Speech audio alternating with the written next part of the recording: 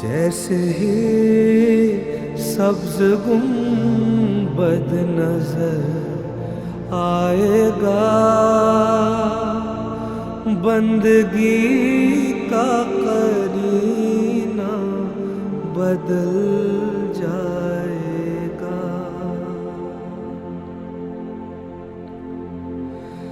سر جھکانے کی فرصت ملے گی کسے، خود ہی پلکوں سے سجدے ٹپک جائیں گے۔ سر جھکانے کی فرصت ملے گی کسے، خود ہی پلکوں سے سجدے ٹپک جائیں گے۔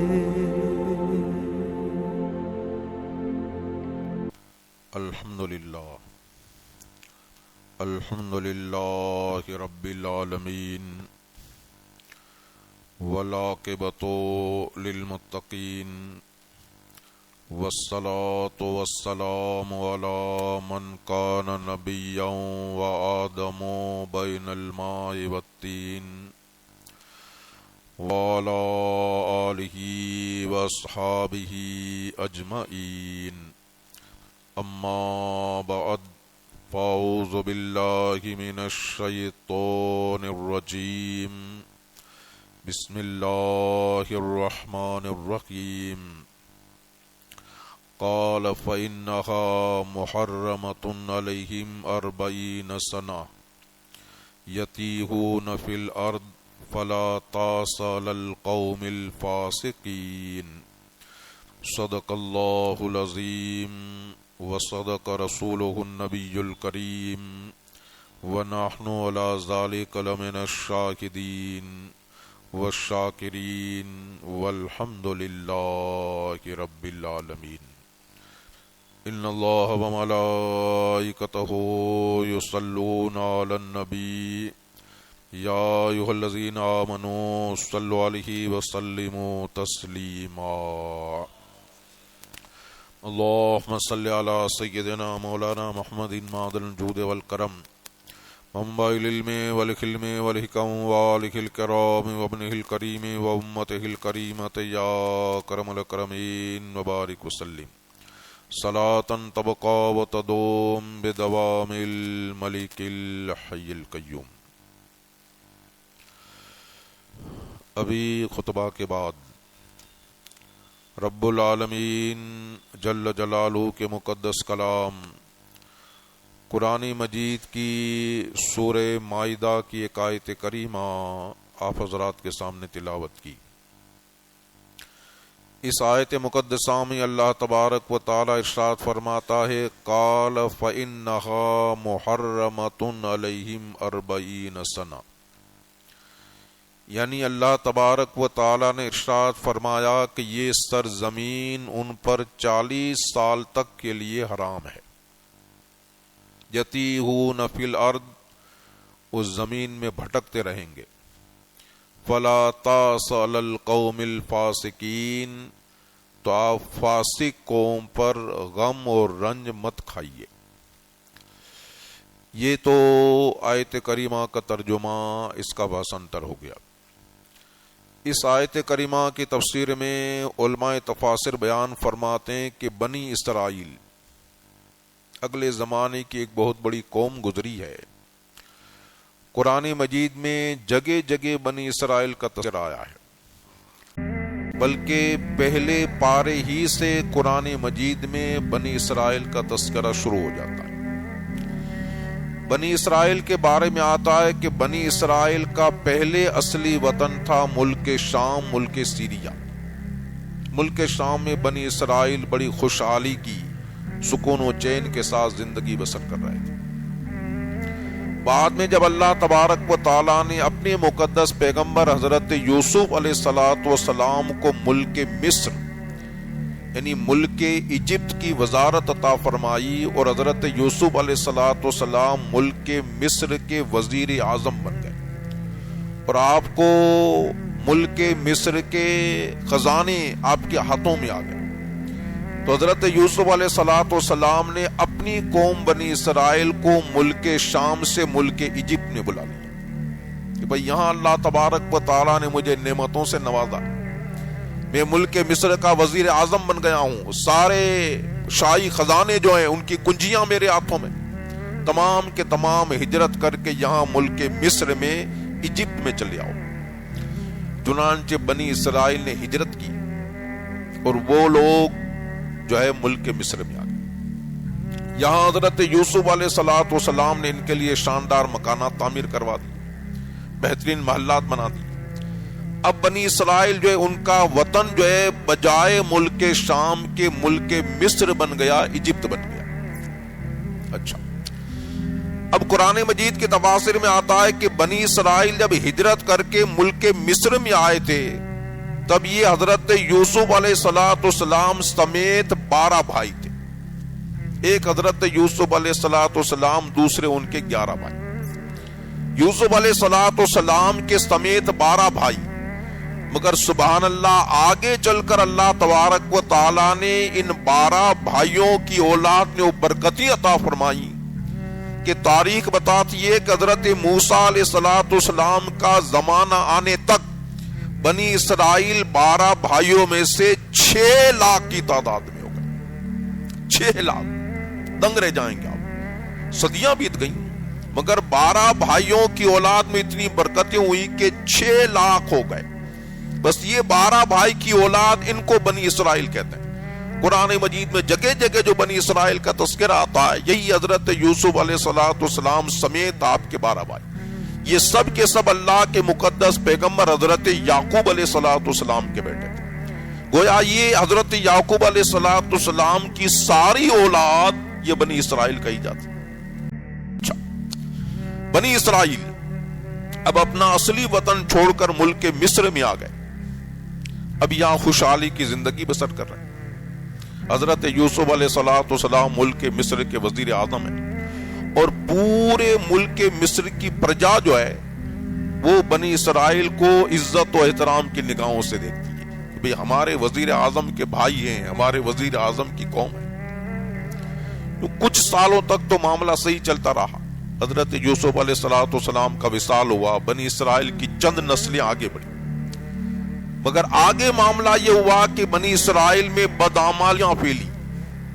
یہ نیک اعمال کو چھوڑ کر گناہوں کی ڈگر پر چل پڑے, پیغمبروں کا راستہ چھوڑ کر نعوذ باللہ بدعمالیوں کے راستے پر چل پڑے.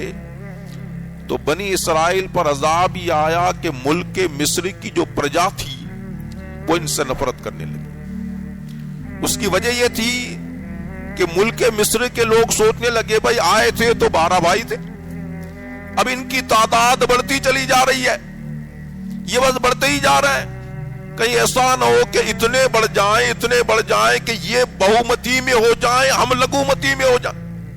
اگر یہ بہومتی میں ہو جائیں گے تو حکومت ان کی ہوگی اور ہمیں ان کے ماتحت رہنا پڑے گا. یہ ساکھ آج کل ہندوستان میں غیر مسلم سوچتے ہیں.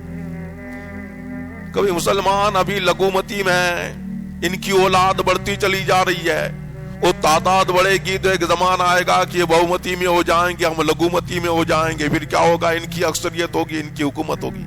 اس صدیوں پہلے بنی اسرائیل کے بارے میں ملک مصر واسی وہ بھی یہی سوچ رہے. چنانچہ انہوں نے کیا کیا, جیسے آج کل مسلمانوں پر ظلم و ستم ہوتے ہیں, اس زمانے میں بھی بنی اسرائیل پر ظلم و ستم شروع ہوا. اور وقت کا جو بادشاہ وہ بھی ان سے نفرت کرنے لگا. وقت کا بادشاہ فرعون, اس نے بنی اسرائیل پر ظلم و ستم کے سے پہاڑ توڑے کے خدا کے پر. نہ صرف یہ کہ ظلم و ستم کے پہاڑ توڑے بلکہ بنی اسرائیل کو اپنا غلام بنا لیا, غلامی کی زنجیروں میں ان کو جکڑ لیا. ان سے بڑے سخت قسم کے کام کروائے جاتے تھے. صبح جیسے ہی بیدار ہوتے ان سے مزدوری کروائی جاتی, پہاڑ کٹوائے جاتے, بڑے بڑے بھاری پتھر ان سے اٹھوائے جاتے. مزدوری تھوڑی ملتی, اور مزدوری جو ملتی اس میں بھی ٹیکس وصول کیا جاتا کہ حکومت کو ٹیکس ادا کرو. اگر ٹیکس ادا نہ کریں ان کو خوب مارا پیٹا جاتا، دھوپ کے اندر سلا دیا جاتا، کوڑے برسائے. قرآن مجید کے تفاسیر میں آتا ہے کہ تقریباً 400 سال تک بنی اسرائیل فرعون کی غلامی کے اندر جکڑے. بعد میں اللہ تبارک و تعالیٰ نے بنی اسرائیل پر کرم فرمایا اور اللہ تبارک و تعالیٰ نے بنی اسرائیل میں اپنے مقدس کلیم حضرت موسیٰ علیہ السلام کو مبعوث فرمایا.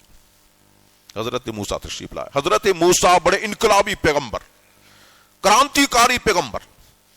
آپ نے بنی اسرائیل کے اندر انقلاب پیدا کیا، بنی اسرائیل کی آزادی کے لیے جد و جہد کی، کوشش کی، اور محنتیں اور کوششیں کرنے کے بعد بنی اسرائیل کو فرعون کی غلامی سے آزاد کروا دیا. فرعون حضرت موسیٰ علیہ السلام کی دعا کی وجہ سے لشکر سمیت پانی میں غرق ہو گیا، اور 400 سال کے بعد بنی اسرائیل حضرت موسیٰ کی وجہ سے غلامی سے آزاد ہوئے، ان کو آزادی کا سانس لینا نصیب ہوا. اچھا، اب جبکہ بنی اسرائیل آزاد ہو گئے تو اللہ تبارک و تعالیٰ نے حضرت موسیٰ علیہ السلام پر وحی نازل فرمائی کہ موسیٰ، تمہارے باپ داداؤں کا اصلی وطن ملک شام ہے. بنی اسرائیل اپنے اصلی وطن سے ہجرت کر کے یہاں ملک مصر میں آ گئے تھے، اور وہاں تمہارے باپ داداؤں کی سرزمین جو ہے، تمہارا اصلی وطن جو ہے، وہاں قوم عمالقہ کے کافروں کا قبضہ ہو گیا. 6 لاکھ بنی اسرائیل کا لشکر ساتھ لو اور اپنے باپ داداؤں کی سرزمین کو قوم عمالقہ کے کافروں کے پنجوں سے آزاد کرو. حضرت موسیٰ علیہ السلام نے 6 لاکھ بنی اسرائیل کا لشکر ساتھ میں لیا اور اعلان فرمایا. کیا اعلان فرمایا؟ اللہ قرآن مجید میں بیان فرماتا ہے، ادخلوا الارض المقدسۃ التي كتب اللہ لکم. یہ بنی اسرائیل و مقدس سرزمین جس کو اللہ تبارک و تعالیٰ نے تمہاری تقدیر میں لکھ دیا ہے، اس میں داخل ہو جاؤ. یعنی تمہاری باپ داداؤں کی سرزمین جو ہے، تمہارا وطن جو ہے، کافروں کے قبضے سے اس کو آزاد کرو. چنانچہ حضرت موسیٰ علیہ السلام نے 6 لاکھ بنی اسرائیل کا لشکر ساتھ میں لیا اور آپ ملک مصر سے ایجپٹ سے روانہ ہو گئے. اب ایجپٹ جو ہے، اگر آپ نقشہ دیکھیں دنیا کا، تو افریقہ کھنڈ میں اور ایشیا کھنڈ میں. وہ ہجرت کر کے، لمبا چوڑا سفر کر کے حضرت موسیٰ علیہ السلام 6 لاکھ بنی اسرائیل کو لے کر سیریا کے قریب پہنچے. قومی عمالقہ کے کافروں کی جو سرحد تھی وہاں پہنچے. 6 لاکھ بنی اسرائیل نے حضرت موسیٰ علیہ السلام نے حکم دیا کہ پڑاؤ ڈالو. سرحد کے قریب پڑاؤ ڈال دیا گیا. 6 لاکھ تو ایک لمبے چوڑے میدان کے اندر 6 لاکھ بنی اسرائیل کے لشکر نے پڑاؤ ڈالا. اچھا، اب حضرت موسیٰ علیہ السلام نے کیا کیا کہ 6 لاکھ جو بنی اسرائیل تھے اس میں سے 12 آدمیوں کو منتخب کیا، ہوشیار عقل مندانہ، اور ان سے کہا کہ تم جاسوس بن کر قوم عمالقہ کے کافروں کی سرحدوں میں داخل ہو جاؤ اور وہاں جا کر معائنہ کرو کہ ان کی لشکری تیاری کیسی ہے، فوجی طاقت کتنی ہے، ان کے پاس ہتھیار کتنے ہیں، ان کے کیا احوال ہیں. جنگیں یوں نہیں لڑی جاتی ہیں، سارا سب کچھ دیکھنا پڑتا ہے. تو جاسوس بنا کر بھیجے اور حکم یہ دیا کہ سارے احوال دیکھنے کے بعد صرف مجھے سے بیان کرنا، قوم کے سامنے بیان نہ کرنا. یہ 12 آدمی حضرت موسیٰ علیہ السلام کے جاسوس بن کر قوم عمالقہ کے کافروں کی سرحدوں میں داخل ہوئے. سارا منظر انہوں نے دیکھا. انہوں نے دیکھا کہ قوم عمالقہ کے کافر بڑے زوراور ہیں، طاقتور ہیں، بڑے جنگجو ہیں اور بڑے ڈیل ڈول کے مالک ہیں، بدن بھی اونچا ہے، طاقت و قوت والے ہیں، ہتھیار بھی زیادہ ہیں. یہ سارا منظر انہوں نے اپنی آنکھوں سے دیکھا. جاسوسی ماہیتی کھٹی کرنے کے بعد واپس آئے. حضرت موسیٰ علیہ السلام کے سامنے سارا سب کچھ بیان کیا کہ بھئی یہ بڑے زوراور ہیں، طاقتور ہیں، ہتھیار بھی زیادہ. حضرت موسیٰ علیہ السلام نے پہلے سے تاکید فرما دی تھی کہ صرف مجھے بتانا، قوم کو نہ بتانا.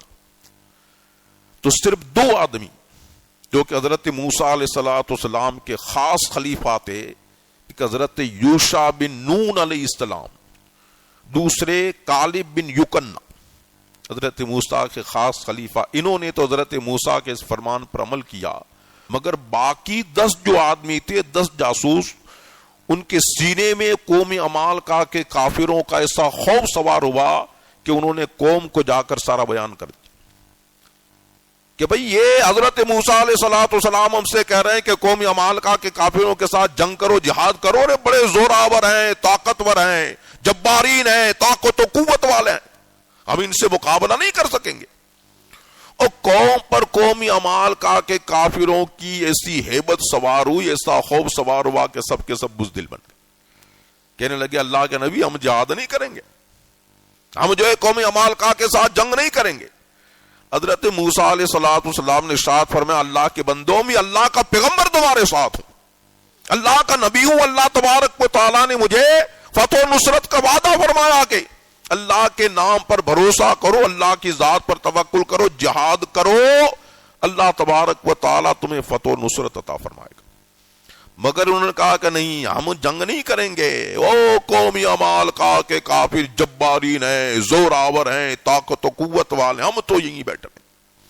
بلکہ یہاں تک آتا ہے قرآن مجید میں کہ ظالموں نے حضرت موسیٰ علیہ السلام کے سامنے بد زبانی کی اور کہا کہ فَاذْهَبْ أَنْتَ وَرَبُّكَ فَقَاتِلَا إِنَّا هَاهُنَا قَاعِدُونَ، موسیٰ اگر تمہیں جنگ کرنے کا شوق ہے جاؤ تم اور تمہارا خدا جا کر لڑو، ہم تو یہیں بیٹھے رہیں گے، نعوذ باللہ، ہمیں لڑنے کی ضرورت نہیں ہے، تم لڑو، تمہارا خدا جا کر لڑے لاؤ۔ حضرت موسیٰ علیہ السلام نے دیکھا کہ بھئی اللہ کا نبی، اللہ نے مجھے وعدہ کیا، پھر بھی یہ قوم نہیں مان رہی ہے۔ آپ پر رنج و غم سوار ہوا، آپ نے رب کی بارگاہ میں دعا مانگی، رب انی لا املک الا نفسی واخی ففرق بیننا وبین القوم الفاسقین۔ قرآن مجید، مولا مجھے اپنے آپ کا اختیار ہے، میرے بھائی ہارون کا اختیار، باقی یہ قوم تو نہیں مان رہی ہے، تو ہمارے درمیان، فاسق قوم کے درمیان جدائی ڈال دے۔ اس طرح بنی اسرائیل نے بزدلی کی تو اللہ تبارک و تعالی نے وہی نازل فرمائی، وہی آیت کریمہ جو میں نے خطبے کے بعد پڑھی۔ اللہ نے فرمایا فَإِنَّهَا مُحَرَّمَةٌ عَلَيْهِمْ 40 سَنَةً يَتِيهُونَ فِي الْأَرْضِ۔ اب یہ انہوں نے بزدلی کی ہے، اللہ کے نبی کا فرمان نہیں مانا ہے، اللہ کے نبی کے سامنے بد زبانی کی ہے، اب یہ مقدس سرزمین ان پر 40 سال تک کے لیے حرام ہو گئی ہے۔ اللہ کے فرمان پر عمل کرتے، نبی کے فرمان پر عمل کرتے، اگرچہ قوم عمالقہ کے کافر زوراور تھے، طاقتور تھے، مگر اللہ تبارک و تعالیٰ فتح و نصرت عطا فرماتا، اپنے باپ دادا کی مقدس سرزمین میں داخل ہوتے، مگر بزدلی کی اللہ نے فرمایا 40 سال تک کے لیے مقدس سرزمین ان پر حرام ہو گئی ہے، داخل نہیں ہو سکیں گے۔ یتیہون فی الارض، زمین میں بھٹکتے رہیں گے۔ فلا تاس علی القوم الفاسقین، موسیٰ اس فاسق قوم پر تم غم مت کرو۔ اللہ کے اس فرمان کا اثر یہ ہوا کہ ایک لمبے چوڑے میدان میں بنی اسرائیل جو پڑاؤ ڈال کر بیٹھے تھے، تقریباً 40 سال تک اسی میدان کے اندر بھٹکتے رہے۔ اللہ نے فرما دیا یتیہون فی الارض، زمین میں بھٹکتے رہیں گے۔ ہوا کیا کہ یہ جو لمبے چوڑے میدان میں پڑاؤ ڈال کر بیٹھے تھے، سوچتے تھے کہ یہاں سے نکلیں، صبح سے سفر شروع کرتے، ان کی کچھ جاری رہتی، سفر جاری رہتا، شام تک سفر کرتے، رات کے سناٹے میں جب دیکھتے تو کیا نظر آتا کہ جہاں سے سفر شروع کیا تھا وہیں کھڑے۔ پھر رات کو سفر شروع کرتے، رات بھر جو ہے سفر جاری رہتا، صبح کا سفیدہ نمودار ہوتا، جب دیکھتے تو کیا نظر آتا کہ اسی مقام پر کھڑے۔ 40 سال تک اس میدان میں بھٹکتے رہے، وہاں سے نکل نہ سکے، گویا یہ میدان اللہ کی طرف سے ان کے لیے جیل اور قید خانہ بن گیا۔ ظاہراً کوئی باؤنڈری نہ تھی، ظاہراً کوئی جیل نہ تھی، مگر اللہ کی قدرت کاملہ سے چاہتے تو بھی نہیں نکل سکتے۔ اللہ نے فرمایا فَإِنَّهَا مُحَرَّمَةٌ عَلَيْهِمْ 40 سَنَةً، یہ مقدس سرزمین ان پر 40 سال تک کے لیے حرام ہے۔ یتیہون فی الارض، زمین میں بھٹکتے رہیں گے۔ فلا تاس علی القوم الفاسقین، موسیٰ اس فاسق قوم پر غم مت کھاؤ، یہ ظالم قوم ہے، فاسق قوم ہے، گنہگار قوم ہے۔ اچھا، یہ قرآن مجید کا ڈائریکٹ واقعہ، اس سے ہمیں نکات کیا ملتا ہے؟ سبحان اللہ، سب سے پہلا نقطہ جو قرآن مجید کے اس واقعے سے ہمیں ملتا وہ یہ کہ سبحان اللہ، جیسے ہمارے آقا کی ہر چیز بے مثل و بے مثال ہے، اس طرح سبحان اللہ آقا کے صحابہ بھی بے مثل و بے مثال ہیں۔ آقا کی ہر شان بے مثل و بے مثال، ہمارے آقا کے صحابہ بھی بے مثل و بے مثال۔ دیکھیے ابھی آپ نے سنا اللہ تبارک و تعالیٰ کی جانب سے حکم آیا کہ موسیٰ تمہاری قوم آزاد ہو گئی ہے، تمہیں آزادی نصیب ہوئی کہ اب 6 لاکھ بنی اسرائیل کو ساتھ لو، تمہارے باپ دادا کی سرزمین ملک شام جو ہے قومی عمالقہ کے کافروں سے آزاد کرو۔ حضرت موسیٰ نے اعلان کیا تو بنی اسرائیل بزدلی کر بیٹھے، کہنے لگے ہم جنگ نہیں کریں گے، بلکہ کہنے لگے فَاذْهَبْ أَنْتَ وَرَبُّكَ فَقَاتِلَا إِنَّا هَاهُنَا قَاعِدُونَ، موسیٰ تم اور تمہارا خدا جا کر لڑو، ہم تو یہیں بیٹھے رہیں گے آسن جمائے، ہم نہیں آئیں گے۔ تو کیا ہوا؟ اللہ تبارک و تعالیٰ نے 40 سال تک کے لیے زمین حرام کر، یہ بنی اسرائیل کا حال تھا۔ اب ہمارے آقا کے دربار میں چلو، آقا کے صحابہ کی شان دیکھو۔ اسلام کی پہلی اور عظیم جنگ جنگ بدر ہے، یہاں صرف 313 مجاہدین ہیں، سامنے کافروں کا 1000 کا لشکر جرار ہے۔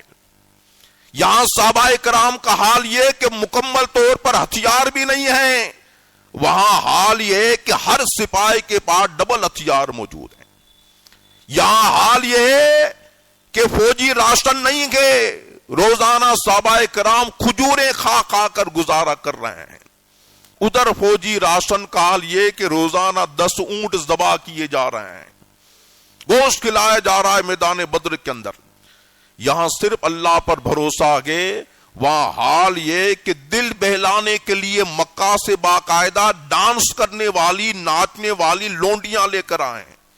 روزانہ رات کو لونڈیاں رقص کر رہی ہیں، ناچ کر رہی ہیں، ان کافر سپاہیوں کا دل بہلا رہی ہیں، شراب کے جام انڈے لے جا رہے ہیں۔ گویا ہر اعتبار سے مسلمان صحابہ کرام کافروں سے کم تھے۔ ایک طرف جو ہے وہ 313 مجاہدین کا لشکر، ایک طرف 1000 کا لشکر جرار۔ سرکار دو عالم صلی اللہ علیہ وسلم نے صحابہ کرام سے ایک دن پہلے فرمایا، بتاؤ کیا ارادہ ہے؟ تم 313 ہو، سامنے 1000 کا لشکر جرار ہے، جنگ کا ارادہ ہے یا نہیں ہے؟ لڑنا یا نہیں لڑنا؟ اللہ اکبر۔ صحابہ کرام نے یہ نہیں کہا کہ یا رسول اللہ کیسے لڑیں، ہم تو 313 ہیں، سامنے 1000 کا لشکر جرار ہے۔ کافر صرف ڈبل نہیں ہے، 3 گنا زیادہ ہیں، ہمارے پاس ہتھیار بھی نہیں ہے، وہ لوگ ڈبل ہتھیاروں سے مسلح ہیں۔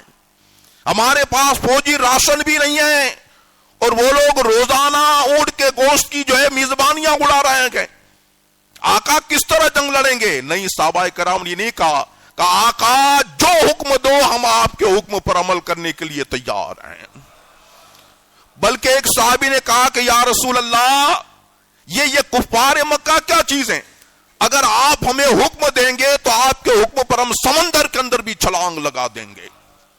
بلکہ ایک صحابی حضرت مقداد بن اسود رضی اللہ تعالیٰ عنہ کھڑے ہو گئے، قرآن تو ان کی نگاہوں کے سامنے اترا تھا، انہوں نے کہا کہ یا رسول اللہ ہم حضرت موسیٰ کی قوم کی طرح نہیں کہیں گے کہ فَاذْهَبْ أَنْتَ وَرَبُّكَ فَقَاتِلَا إِنَّا هُنَا قَاعِدُونَ، کہ موسیٰ تم اور تمہارا خدا جا کر لڑو۔ آقا حضرت موسیٰ کی قوم کی طرح ہم نہیں کہیں گے کہ یا رسول اللہ آپ جاؤ آپ کا خدا جا کر لڑے، نہیں آقا ہم آپ کے آگے لڑیں گے، آپ کے پیچھے لڑیں گے، آپ کے دائیں لڑیں گے، آپ کے بائیں لڑیں گے، یہاں تک کہ اپنی جانیں بھی آپ کے قدموں پر قربان کر دیں گے۔ اب بخاری شریف کے حدیث سے پاک ہے کہ جب وہ صحابی نے کہا کہ یا رسول اللہ موسیٰ کی قوم کی طرح نہیں کریں گے، آپ کے قدموں پر جان نچھاور کریں گے، بخاری شریف کے حدیث سے پاک ہے کہ سرکار کا چہرہ خوشی سے چمک اٹھا، خوشی سے چمک اٹھا۔ تو آقا کی ہر چیز بے مثال، آقا کے صحابہ بھی بے مثلوں میں مثال، آقا کے صحابہ بھی بے مثلوں میں مثال۔ یہی وجہ ہے کہ صحابہ کرام کا اونچا مقام ہے کہ حضور سرور کائنات صلی اللہ علیہ وسلم نے ارشاد فرمایا، لوگوں اس ذات کی قسم جس کے قبضہ قدرت میں میری جان ہے، لو انفقتم مثل احد ذهبا، سرکار فرماتے اگر تم احد پہاڑ کے برابر بھی سونا خرچ کر ڈالو، احد پہاڑ کے برابر بھی سونا خرچ کر ڈالو، تب بھی تم میرے صحابہ کے برابر نہیں ہو سکتے ہو۔ صحابہ کا اونچا مقام ہے کہ بعد کا کوئی بھی مسلمان صحابہ کے مرتبے کو نہیں پہنچ سکتا ہے، کتنا بڑا صالح ہو، کتنا بڑا نیکوکار ہو، غوث ہو، کتب ہو، ولی ہو، مگر صحابہ کے مقام تک نہیں پہنچ سکتا ہے، کیونکہ انہوں نے سرکار کے جمال نبوت کو اپنی ایمانی نگاہوں سے دیکھا ہے، کٹھین وقت میں حضور کا ساتھ دیا ہے۔ یہ صحابہ کرام کی انہی جانثاریوں کی بنا پر اللہ تبارک و تعالی نے دنیا ہی میں ان کو اپنی رضا اور خوشنودی کا پروانہ عطا فرمایا۔ اللہ نے ارشاد فرمایا رضی اللہ عنہم ورضوا عنہ، اللہ ان سے راضی ہوا اور وہ اللہ سے راضی ہوئے، اللہ ان سے راضی ہوا وہ اللہ سے راضی ہوئے۔ ساری دنیا کوشش کرتی ہے کہ رب راضی ہو جائے، رب راضی ہو جائے، مگر سبحان اللہ حضور کے صحابہ کو اللہ تبارک و تعالی دنیا ہی میں رضا اور خوشنودی کا پروانہ عطا فرماتا ہے۔ رضی اللہ عنہم ورضوا عنہ، اللہ ان سے راضی ہوا اور وہ اللہ سے راضی ہوئے۔ یہی وجہ ہے کہ صحابہ کرام کے ساتھ لفظ لگایا جاتا ہے رضی اللہ تعالیٰ عنہ۔ حضرت ابو بکر رضی اللہ تعالیٰ عنہ، حضرت عمر رضی اللہ تعالیٰ عنہ، حضرت عثمان غنی رضی اللہ تعالیٰ عنہ، مولا کائنات رضی اللہ تعالیٰ عنہ۔ رضی اللہ تعالیٰ عنہ کا مطلب ہوتا ہے اللہ ان سے راضی ہوا۔ یہ صحابہ کرام کی اونچی شان ہے۔ اللہ تبارک و تعالیٰ مجھے اور آپ کو ان قرآن اسباق پر عمل کرنے کی توفیق عطا فرمائے۔